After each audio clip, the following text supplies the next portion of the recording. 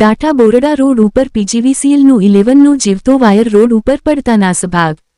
Borda Kotda Datha road ઉપર વાટલિયા નજીક રાંદલ માતાજીના મંદિર નજીક આજે સવારે 11નું જીવતો વીજ વાયર રોડ ઉપર પડતા તણખા જરતા હતા।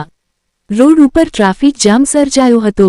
સ્થાનિક લોકોએ પીજીવીસીએલની જાણ કરતા તાત્કાલિક વીજ પુરવઠો બંધ કરાયો હતો અને પીજીવીસીએલના કર્મચારીઓ ઘટના સ્થળે દોડી ગયા હતા।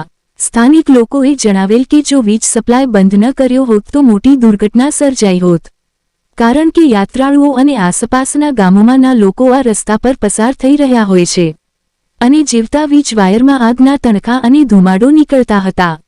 કોઈ પણ યાત્રિકો અથવા રોડ પર પસાર થતા રાહદારીઓને ધ્યાન ન હોય અને અચાનક શોક લાગ્યો હોત તો મોટી દુર્ઘટના સર્જાઈ હોત, પરંતુ કોઈ જાનહાનિ ન થાય તે પહેલાં વીજ પુરવઠો બંધ કરાતા લોકોએ રાહતનો શ્વાસ લીધો હતો। રિપોર્ટ કમલેશ ડાપા।